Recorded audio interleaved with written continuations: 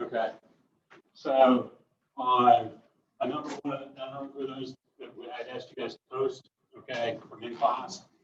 If you guys were out the last couple of weeks, those things I sent you guys to post from the cases and those types of things, we need to get those uploaded so that way your participation grade will be according. Okay. So like I said, I'll probably be working on getting those up. Hopefully those will all be done by Friday, the first 2 weeks. I'm just working through some cases now in a different course, so once I get through those, I'll get caught up with that. And then if you guys will be moving quickly to the midterm, which will open on Monday again. Midterm opens on Monday and will be open for a week. Okay, so you guys can start it on Monday, or you can do it any other time at your convenience. 3 hours to complete on open book. It does have Proctorio on it, so if you guys but it's all set to a very minimum, so you can open the book, you can open the computer, okay, to be able to do that, to do the exam. You're not gonna be able to do, even in 3 hours, you can't look up every answer. So you'll have to know some of it. Okay, so those housekeeping notes are pretty much done. So now we're going to move into okay, so let's move into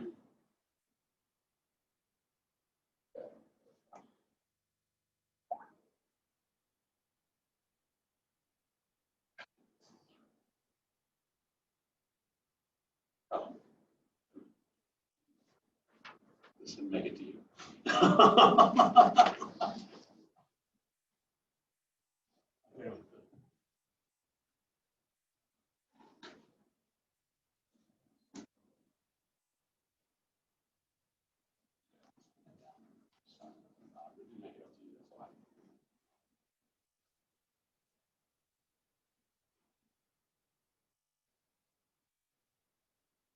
My notes on here as well. I have to remember where you guys are sitting every day. So rather than sign the seats, I just we'll just sign and sheet that way.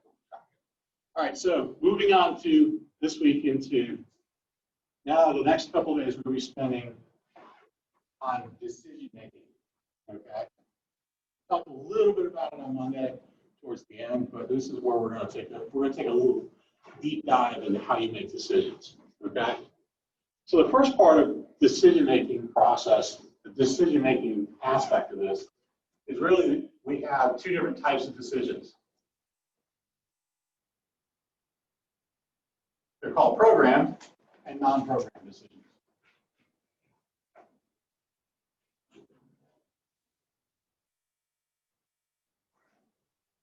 Anybody in here really good in computers? Okay. What's a computer do? Anybody should be able to answer that. What's a computer do?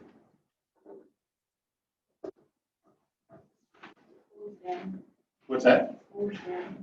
Okay, it works with data? Yeah. It's going to take some kind of input, whether that's from you, from data that it acquires somewhere else. It's going to actually take that information in, right? Whatever it is, whether you're putting it in or whether somebody else is putting it in or whether it's gathering it off the internet. Okay, it's basically taking that input in, right? Then it's going to do something with it, right, in the way of a program. Okay?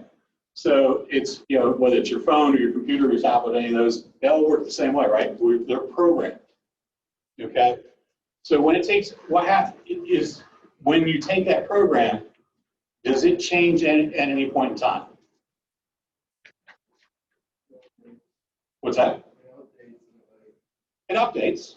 Okay, but once it updates, does it really, other than the update?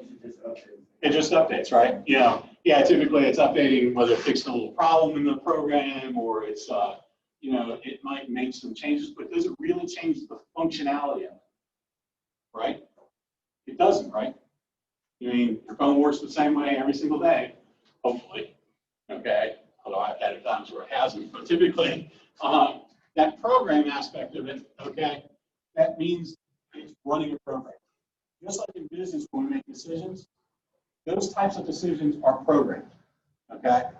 So an example of that, of a programmed decision is going to be on inventory drops down to, say, 5 units in your storeroom. What do you think you're going to do?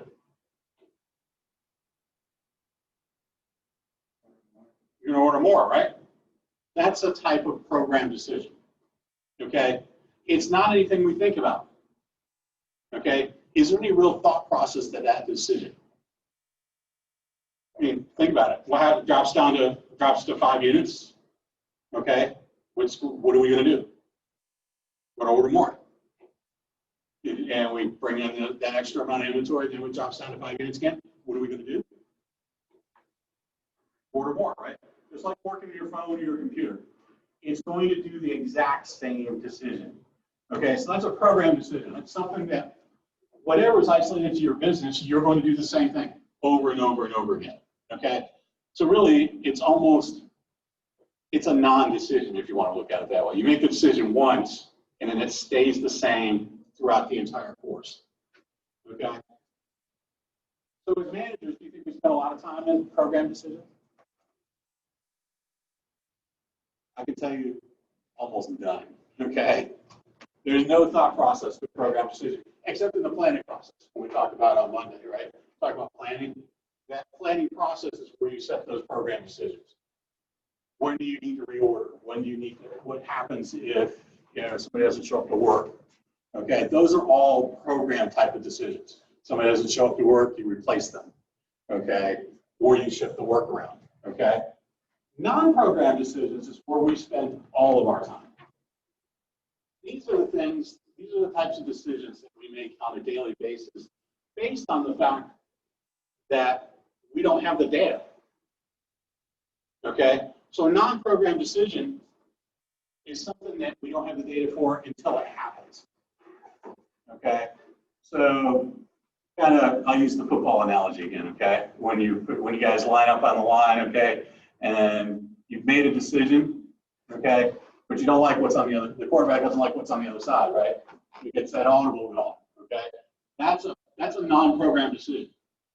The program decision was, okay, we're going to run this play based on where we're at on the field and all the rest of that stuff. That's probably a program decision. Or we're at some point in the game in basketball or one of those things, we're going to run these set of plays. But all of a sudden something changes. Okay? That's a non-program decision. Those are where we spend all our time in business, okay, as managers, is reacting to that data that's being input to us. Okay? And it may not be the same. In almost all cases, non-program decisions, the data is never the same. There's always something a little bit different that we have to react to. So that's a non-program decision. Okay. So the next aspect of decision making that you're looking at is, I'm going to turn the projector on for this one a little bit, because you're looking at an aspect as we start to go through these non-program decisions. And even in the beginning part of the programming process, when we're looking at program decisions, is this aspect now that you're looking at is factoring in uncertainty. Okay?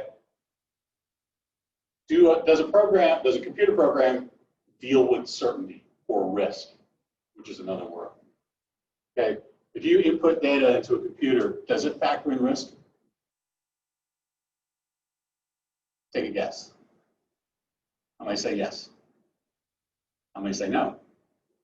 Okay. Only in small, there is some actuary programs out there that probably do factor in risk if you're working for a life insurance company or a health insurance company.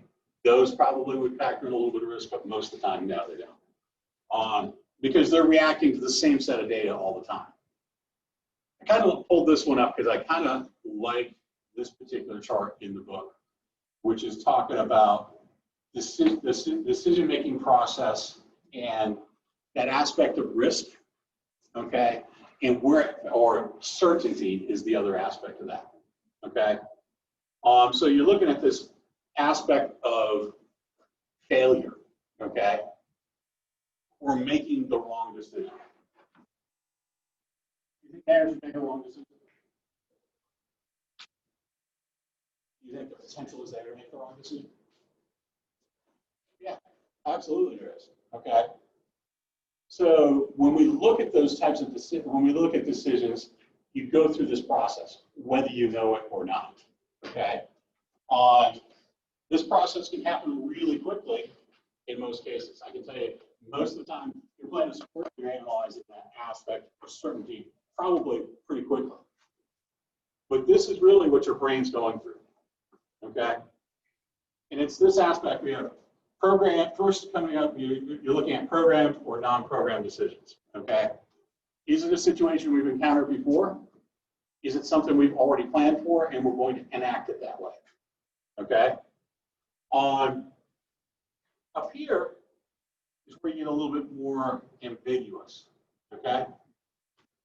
We're looking at this possibility of failure, okay? Do you think that do we actually, when you make a decision, do you act in your personal life, do you consider failure? Probably do, right? You're looking at, do I buy this car or do I not buy this car? What are some of those things that you would play into your decision-making process when you're going to buy a car?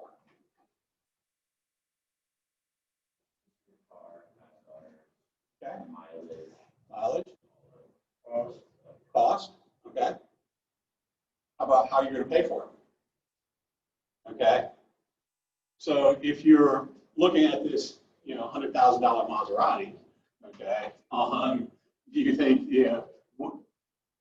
you're looking at financing it, do you think it's going to, your risk of failure on a payment is probably going to be at this point? I know even for me, I'm not paying that. I'm going to be able to pay for that. Okay? So there's a high degree, if you're making that purchase, you're going to fail on that loan payment.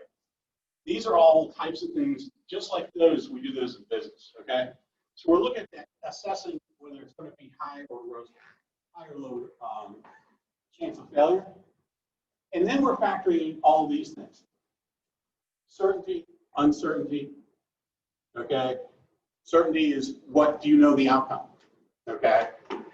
If you're looking at that side of the scale and you're reasonably assured that the outcome is going to be this, okay? You're buying that car that's low mileage, it's going to cost you a couple $1,000s. You can handle the payments, or you at this point you're looking at that amount that you're borrowing. And go, yeah, pretty sure I can make those payments, right? That's a certainty aspect of that. That's a fairly safe decision to make, right? Okay.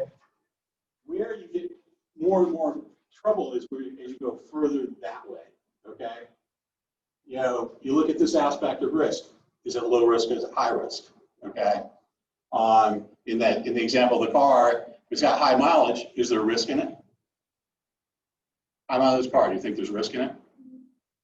Yeah. What's the risk?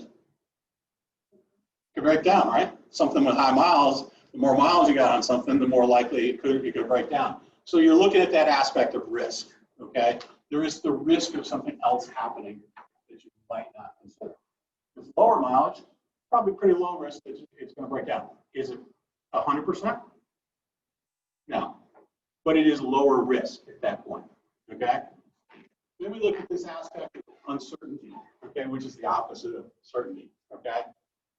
Now, what do you think the difference between uncertainty and ambiguity is, or ambiguous?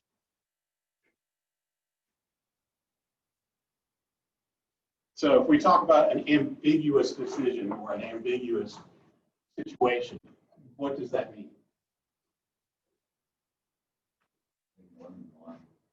Yeah, there's on both sides of your decision, I guess. There's actually high risk on both sides of your decision, okay? Whereas uncertainty, you're just not sure, you're not quite sure what the outcome is, but you can you have a little bit of ability to kind of foresee, okay? Ambiguous decisions really fall into that category of being high risk on both ends.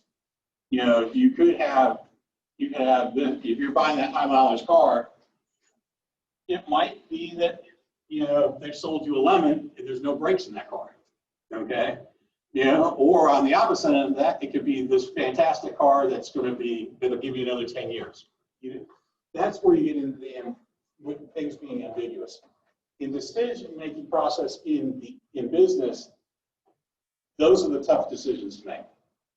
Those are the ones that you can't. Certainty and uncertainty. Uncertainty, you can kind of see where things go in your decision-making process.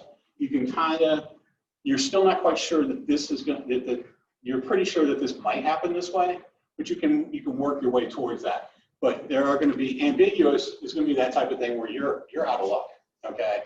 And it's a crapshoot. Where do entrepreneurs fit on the scale, do you think? Where are they comfortable with?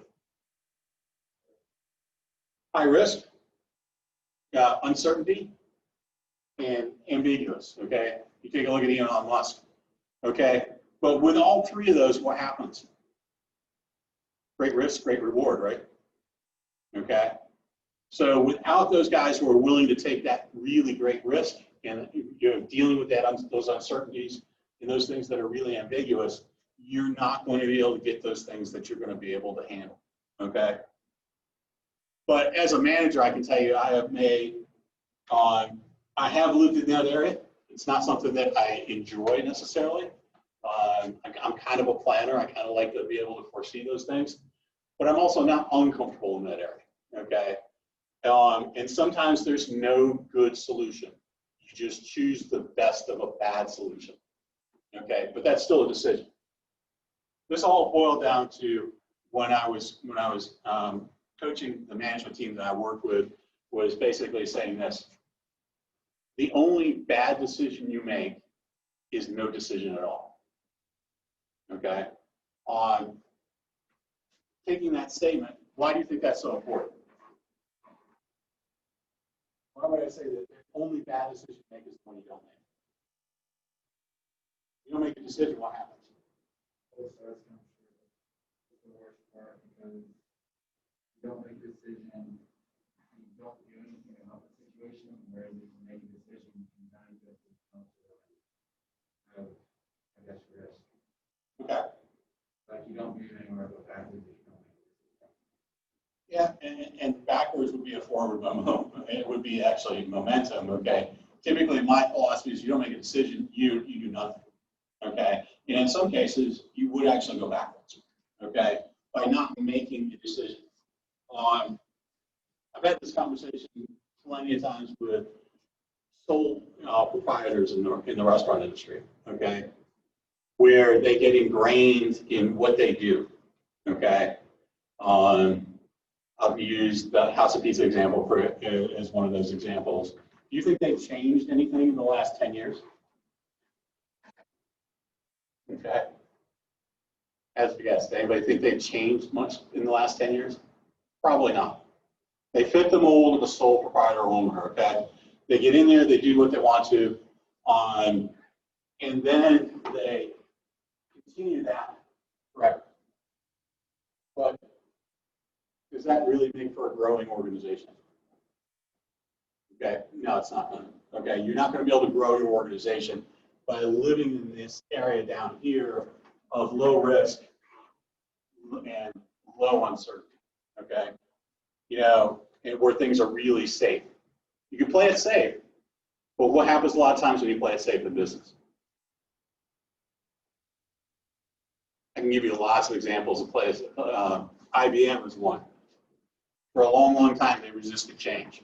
Okay, to the point where they almost didn't change themselves out of business. Okay, IBM was one of the first major computer companies in the world. Okay, and they did very well. But the problem was, as Microsoft came on and Apple came on and all these other companies came on, what do you think happened to IBM? Yeah, it went down, right? Okay, they went downhill in a big way because they weren't changing what they were doing. They were playing it safe. Well, they've almost played it safe to the point where they're out of business. Okay, now they did go in and revitalize and change things and move things forward, but it took a while. Okay, so when you're looking at those types of decision making, now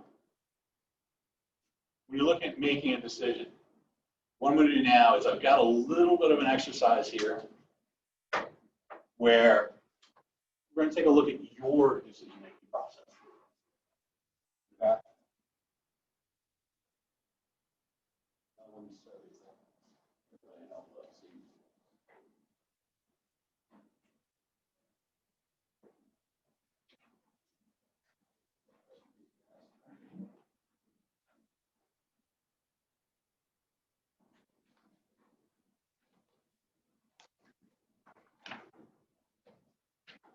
so go ahead and articulate in these questions. See where you guys fall.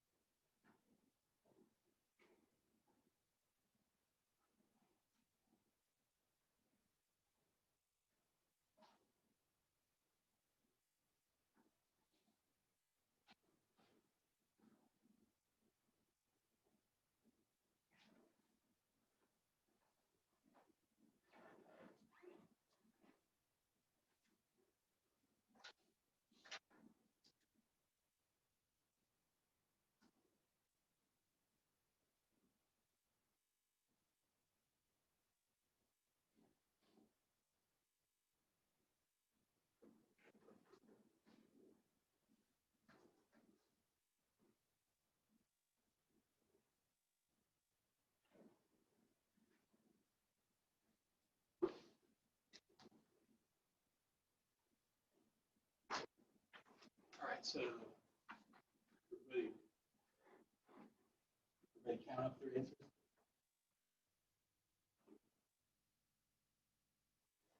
All right, so how many people had a directive score? Who had the high number in A answers? Okay.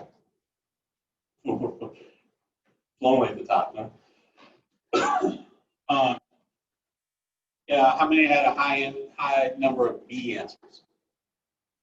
Okay, a couple more, okay. How about conceptual? Okay. Everybody else was D, behavioral. Okay. So it kind of gives you an idea of where you fall, right? If you're in the top half of that, the directive and analytical people, what do you say? What do you think that says about risk and certainty? You guys that were in that, in the analytical or the directive group. What's that say about your risk? You're comfortable with uncertainty. Think you're comfortable with uncertainty? To a degree? Yeah. Okay. Typically, analytical people and the people on the top half are probably a little less, they're a little less comfortable with risk and a little less comfortable with certainty, okay? They like things to be certain, okay? Because that's part of where their focus is going to be. In other words, you know, to be honest with you, I'm probably more somewhere in the middle of the road between somewhere between directive and conceptual for myself. Okay, I can conceptualize the outcome of a decision. Okay, but I'm also really want to be able to control that situation. Okay, and control the outcome of that decision. So, can I say I'm comfortable with decision with uncertainty? I'd say I'd be more of a welcome kind of an uneasy comfortableness with it. Okay, it doesn't inhibit my decision-making power. Okay, or my decision-making promise, but I would much rather be able to plan it. Okay, and think of the outcome than I would be having to think about flying off the cuff all the time. Okay, you know, thinking about, okay, the decision hits you and I immediately make that decision. I'm not normally that type of person. I can do that, but it's not the most comfortable position to be in. Okay, for me, I like to plan that outcome. I like to be able to direct the outcome. I like to be able to see the outcome. As you get into the behavioral part and the conceptual part down below, those people are a little bit more favorable with uncertainty. Okay, they make quicker decisions. The problem is, what happens when you make a quick decision? What's your chances of getting it right? Not necessarily not high, but probably you're running the chance of making the wrong decision because you may not have factored in all that data. Okay, people who make quick decisions have a tendency to go ahead and say, "I've made the answer right here," without actually considering all the input. Okay, sometimes a reactionary one needs to be made like that. Okay, on decisions like that, when you're in medicine, for instance. Okay, a lot of times if you're in emergency medicine, those types of decisions have to be made right then based on what you've got. Okay, but there's a lot of uncertainty with that when that happens. Okay, you have to be comfortable with that. Not everybody's comfortable with that. Okay, so that was kind of just a little bit of an interesting little exercise to kind of take a look at where you kind of fall in that decision-making process. So now what we're going to look at in making a decision is what we call a classical model.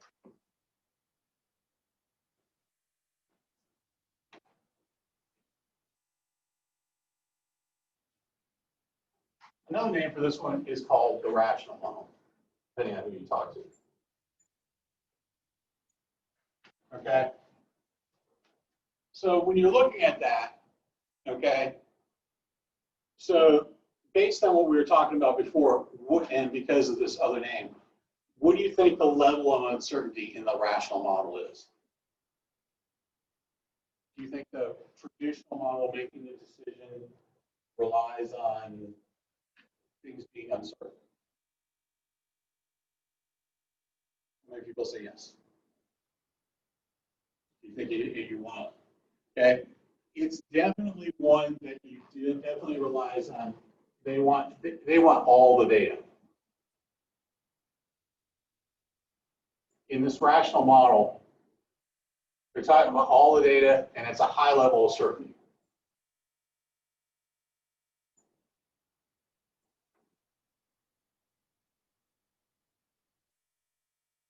Do you think this happens a lot in business? Do you think this happens a lot?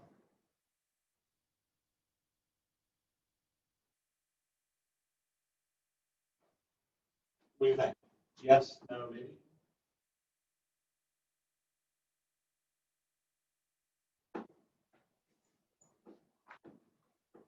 How about sports? Can you apply, do you think you could apply this model to the outcome of game? Basketball, football, any of those? Do you think you could apply the rational model to a game? Based on that information there. Do you know the outcome? Can you predict the outcome? Kind of like to think you could, right? But realistically, can you guarantee 100% that that's going to happen? Okay. No, you can't, right? There's no way you can predict the outcome entirely of any particular sport game, right?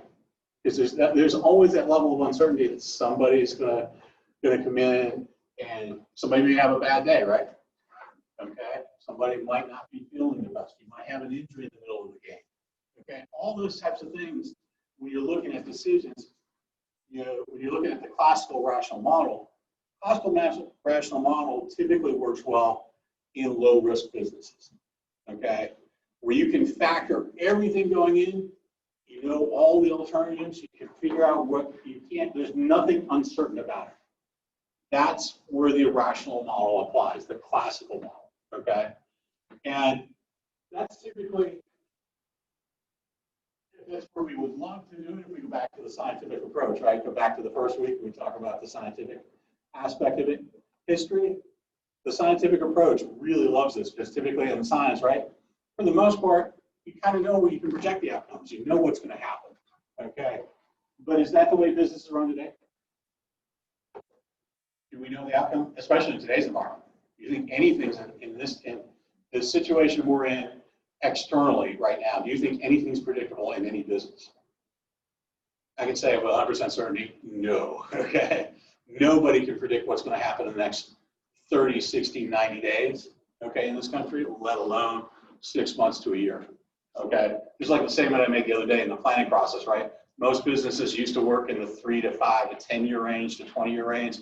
Most of them now are looking at 3, 6 months to a year, okay? You're not going to have that type of being able to assign that logic and be able to, the rational model also think about it as being a logical choice, okay? Something that you can really think through and you've got all your bases covered. Probably not going to be the one that you're going to be able to really get into it. So what we have on the other side of this, I mean, complete opposite of this,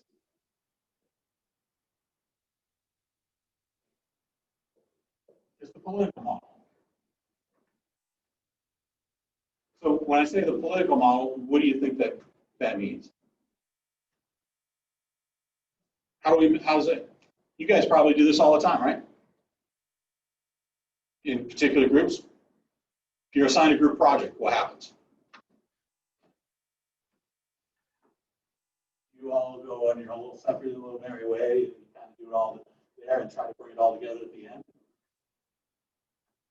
Or do you kind of work at it as a group and kind of give and take, okay, to formulate some kind of group type of decision, okay?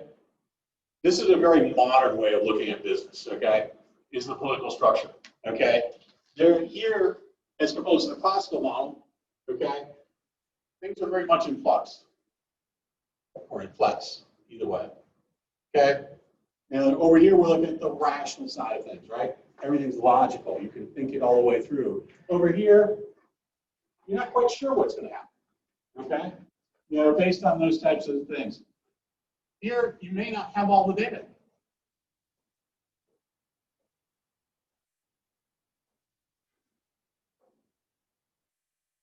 Okay, take a look at Richard Branson, the creator of Virgin Enterprises, okay?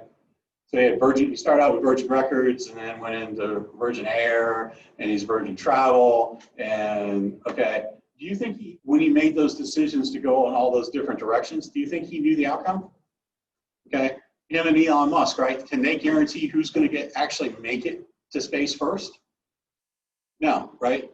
Uncertainty there. They're not having all the data. They're not quite sure how, if they go down this path, what the outcome's going to be. Because, right, it could be a huge bust. Okay? They could have sunk all this money in there and they get nowhere. Okay? Probably not going to happen, but that's a possibility there. Okay? Here, we're looking at more uncertainty. Okay?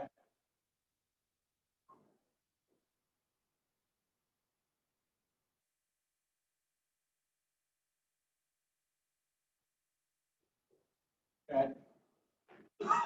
And then the last part of this is not all the alternatives may be known. You know, those people that are in the space race, okay, they certainly don't know all the alternatives because they haven't even figured out, really, they're going down this direction and they're figuring out alternatives as they go along. Kind of like a sports game. You know, you're going to make those adjustments as you keep going all the way through it.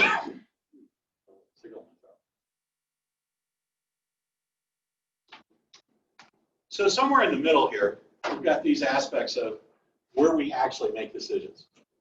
You think we all live in the political realm all the time and decision-making process of the business? Probably not. Okay, we're gonna be looking for those in-between times. What's the political outcome? Are we working in groups all the time? No. So in the middle here, you've got these two aspects of satisfying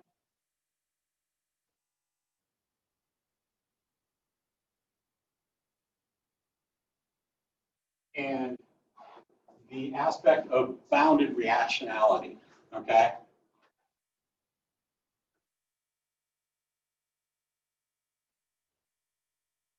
And bounded rationality, when you look at this, basically stated is you're looking at the possibility that there's bounded rationality it means that every decision you make has limits, okay?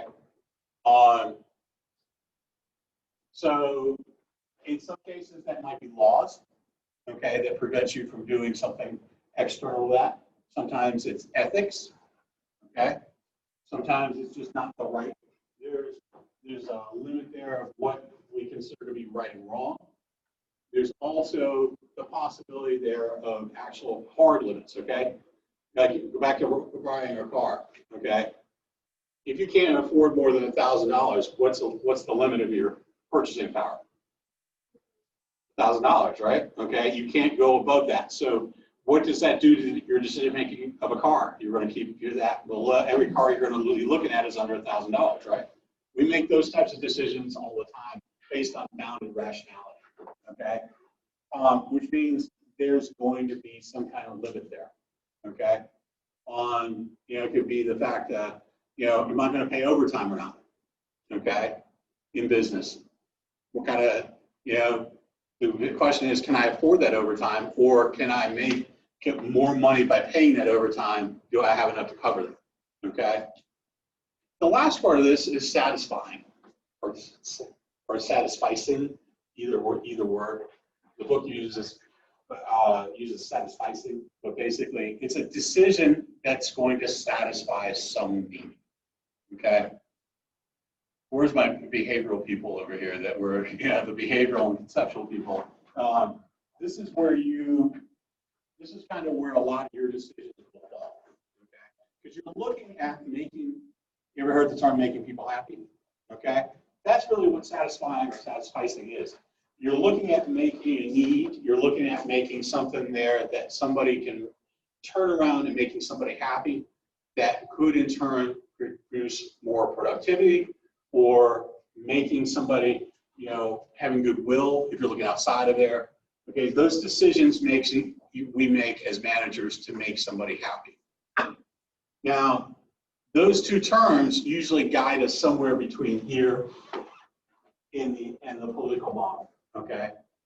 I used to have a manager who used to tell me, you can't make everybody happy all the time. And I said, well, that may be true, but you can certainly work towards trying to get there, okay? Because, within the limits that you have, okay? And that's that bounded rationality again. Okay, I'm going to end up today with talking on, there's a case that we're going to be looking at on Friday. And it's kind of important that you guys kind of read through that case at the end of chapter 9. Because it's a little long, but we're going to be kind of breaking up a little bit into groups and analyzing that case. Okay, so the case that you want to be looking at is called The Office at the end of chapter 9.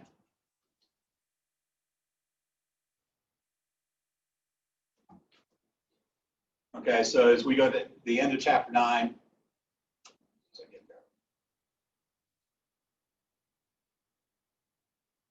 so what you're really going to be looking at is it's called the analysis case at the very end.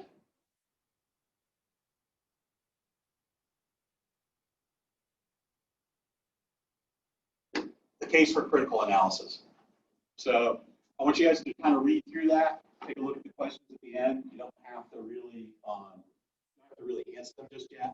I want you guys to kind of take a look at them, kind of formulate kind of what you would do. And then what we're going to do on Fridays, we're going to get together and kind of in groups, kind of create that as we finish up the decision-making process. Okay? Any questions, guys? All right, we'll see everybody Friday.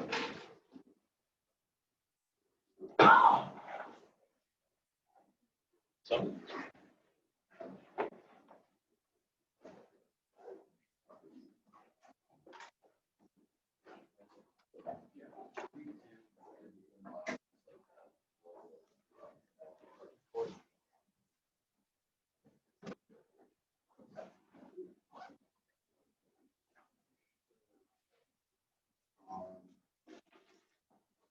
Okay.